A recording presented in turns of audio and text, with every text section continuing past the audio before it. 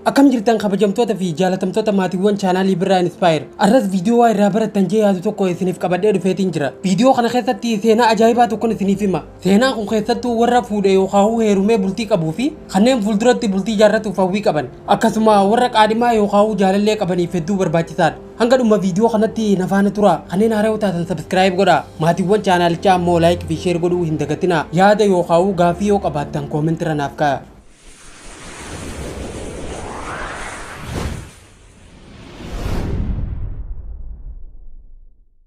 Namichi tokko haadha manaa isarratti intala biraa takka jaalate. Jaartii fi intala isaa itti dhiisee jaalallee isaa haaree tana biratti halkaneeffachuu jalqabe. Xiqqoo booda immoo achuma buluu eegale. Boodarra garuu guyyaa tokko gara jaartii isaa tanatti dhufee gaaffii ajaa'ibaa takka dhiyeesseef. Anaa fi ati akka waliinuun barbaada. Maaliif jettee sababa nan gaafatin? Yeroo dheertus waan hin qabneef boruma akka ta'uun barbaada jeen. Haati manaatu waan lamaan rakkachuu jalqabde. Tokkoffaa waan tokko nan gaafatin jeen. Inni lammataa ammoo intalti ishii qormaata seente yuunivarsiitii fudhachuuf guyyoota muraasa qofaatu hafeef ture. Waan hin barbaanne fi waan hin godhuu hin feene ta'ullee yoo ati dirqama jette tole jechuu malee filannoo hin qabu. Garuu sababa keenyan intalti teenya miidhamuu waan hin qabneef hanga ishiin qorumsa fixatutti baatii takka qofa naaf kannii jettee kadhatte. Innis xiqqoo erga itti yaadee booda tole ji'a tokko eeguun natti hin ulfaatu. Garuu ji'a kana keessatti manguddoo walitti erguu fi sababa gaafachuun dhoorkaadha. Nuti lameenuu waa'ee hiikaa kaafnee dubbachuu hin qabnu. Kanarratti waadaa galii jeen. Ishiinis tole waadaa siif seenaa garuu yoo waan amma siin jedhu kanarratti waliif galle qofa. Ji'a tokkicha kana keessatti ganama yeroon hirriiba irraa ka'ee fi galgala yeroo rafuuf deemu akka galgala aruuza keenyaa sanitti ol na fuutee sirra nageessitaa jetteen. Dubbiin akka inni eege ta'uu baattus akkas godhuu waan ittiin ulfaanneef tole jee waadaa seeneef. Baatiin akka jettee lakkaa'uu jalqabde. Ganama yeroo hirriibaa ka'ee ofitti hammatee sirarraa ol fuudhee barandarratti gabbaasee gara hojii isaa deema. Galgala yeroo hirriibni geessu ol fuudhee siree ishii gubbarra ciibsa. Garuu waa'ee hiikaa hin dubbatan. Akkuma olee buluun urgaan qaama ishii, uffanni ishiin uffattu, ija ishiitii fi rifeensi ishii akkasuma lallaafinaa fi sheeppiin qaama ishii harkisaa dhufuu eegale. Guyyarraa yeroo ol galchuu fi yeroo gabbaasu ulfinni ishii itti haffallachaa dhufe. Ishii ofitti hammachuun kun isaafis waan haarayaa fi miira bareedaa fi gammachuun itti dhaga'amuu jalqabe. Sammuu isaa waliin falmii keessa seene maaliif naa waliinuu jeen. Miirri amma natti dhaga'amu kun jaalallee tijaaraa waliin yeroo jiru maaliif natti hin dhaga'amne? Ishiinoo maaliif akka waan kana godhu waadaa na galchite laata? Qaama ishii kana akkana fakkaatu kana, foolee ishii akkatti urgooytu tana, seeqinsa ishii onnee nama seenu kana, haala amala ishii kana akka dammaa namatti mi'aawu kana akkamittiin hanga har'aa arguu dhabe? Ani hanga har'aa ishii qofaatu na bira ture moo anis ishumaa waliin ture jee deddeebisee of gaafata. Baatiin gara dhumaa jiraachuu yeroo hubatu ishiin addaan ba'uun akka malee rakkisuu eegale. Dafee dhihee bari'ee hanga ishii wammatee ol fuudhu jarjarfatuu jalqabe. Gara biraatiin immoo mala ishii miira kana isa keessatti uumuudhaaf fayyadamte kana hedduu dinqisiifate. Aruutummaa hubannaa fi karuma salphaan onnee isaa bituu danda'u ishii yeroo yaadu maali dubartiin eebbifamtuun akkanaa jechuu eegale. Baatiin dhumuuf guyyaan lama yeroo hafu yaada hiikaa kana sirriitti of keessa barbaade. Garuu of keessaa dhabe. Haala kanaan caluma jee hiikuun immoo hibboo umrii isaa guutuu hin hiikamne ta'ee akka hafu yaadee rakkate. Karaa biraatiin ji'a tokkicha kana keessaa waa'ee hiikaa akka hin dubbanne waadaa waliif galan akkamitti haa dubbatu. Arras gammachuudhaan hammatee sirarraa buuse. Galgalas hammatee ol fuudhee sirarratti deebise. Akka duraanirraa hedduu itti haffallatte.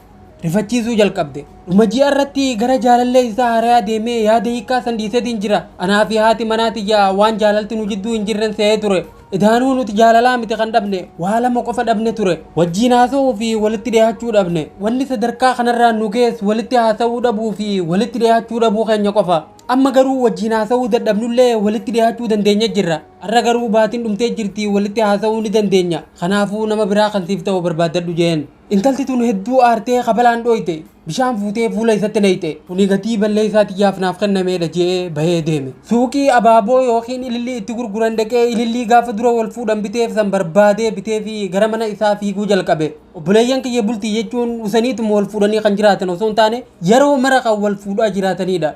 Bultiin akka qorumsa mana barumsatti yeroo tokko qoramanii sartifikeeta fudhatanii waan irraanfatanii miti. Bultii fi biqiltuun tajaajila barbaadan. Akkanumatti yoo fedhan haa guddatanii ja'anii waan itti dhiisanii miti. Jaalalti wal fuudhuu qofaa miti. Akkuma biqiltutti bishaan obaasuu, kotokkotuu, aramuu fi akka beeyladaan hin balleessine irraa eeguu fi dalloo itti ijaaruu barbaachisa. Akkasuma xaa'uudhaan gabbisuunis barbaachisaadha. Dhugaadha akkuma carraa isaatiin biqiltuun guddattu jirtutti bultiin akkuma carraa tokkotti jiraattus ni jirti ta'a. Kuni garuu jireenya tattaaffii ofiitiif osoo hin taane mudannoo mudatan qofaaf dabarsanii kennuudha. gara seenaa eegallatti yeroon deebi'u konkolaataa isaa dhaabee gara mooraa ol seene. Jaartiin tan duraan barandarra teessee eegaa turte hin jirtu. Ulaa dhadhawee namni irraa banu hin jiru. Ammas dhadhawee namni irraa banu tokkollee hin turre. Osuma dhadha'uu ulaan duraan sirriitti hin cufamne ofumaan irraa banamte.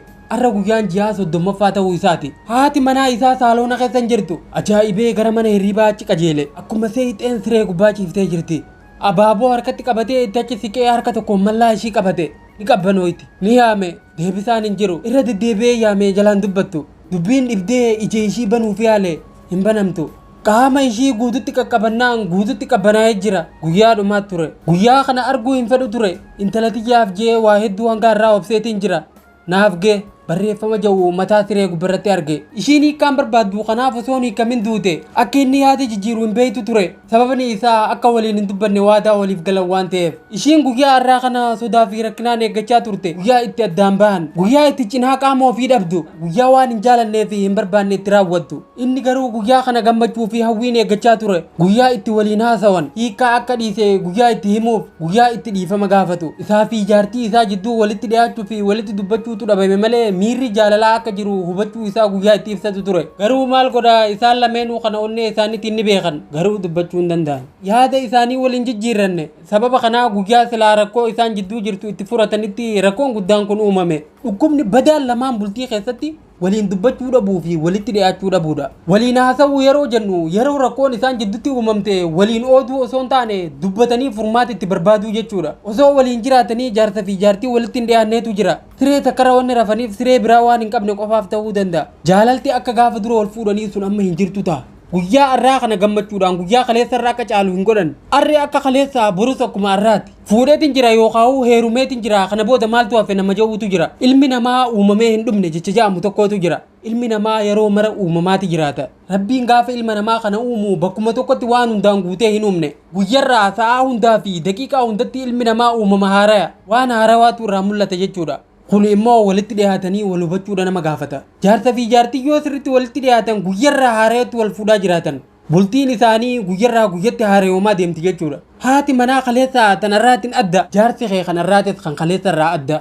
Jijjiirama guddinaa fi bilchinaatu dhufaa deema. Garuu nama sirriitti itti dhiyaatee ilaalu barbaachisa. Jaarsi reefuu sun jaartii isaanii fuudhe malee itti dhiyaatee hin beeku ture. Ishii bira jiraata malee ishii waliin jiraatee hin beeku. Jireenya isaanii keessatti makkuma guyyaatu jijjiirama malee isaan hin jijjiiraman. Kaleessa fi arris isaaniif tokkuma. Waliin dubbachuun immoo afaan beekanii walitti haasawuu qofaa miti. Sayyoo taate harreenuu yeroo wal garte walitti iyyiti bar. Yeroo mara walitti dhiyeenya miira keessa isaanii jiruu fi waan itti dhagahamu waliif ibsuudha. Gadda waliin mari'atanirraa kennaa walitti hin himiniitu nama miidhaa jecha jahu tokkotu jira. Jaalala irratti hin haasamin irraa lola mariin godhantu irra wayyaadha akka jechuuti. Jaarsa fi jaartiin reefuu sun fedhiin isaanii rakkoo jidduu isaanii jiru furuudha ture. Isaan lameenuu hiikkaa waan jaamu kana hambisuudha fedhiin isaanii. Garuu sababa waliin dubbachuu dhabuutiin gargar bahan. Ishiin du'a filatte inni ammoo dhiifama filate. Rakkoon guddaan isaan jidduutti kan dhalate guyyaa walitti akka hin dubbanne murteessan sani.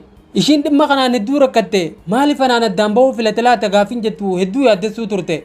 Yaanni itti heddummaa turraa kan ka'e qaamaan akka malee huqqachaa turte. Kanaaf ture guyyaa hunda yeroo inni wal fuudhu kan itti haffallachaa dhufteef inni garuu haffallachuu ishii kanallee gaafachuu ni sodaate. Inni ofii malee ishii waliin hin haasa'u. Ishiinis matuma ofii waliin dubbachuuf qabsoo keessa oolti. Yeroo tokko tokko callisuun gaarii ta'ullee bultii keessatti garuu waliin dubbatanii mari'achuun hedduu barbaachisaadha.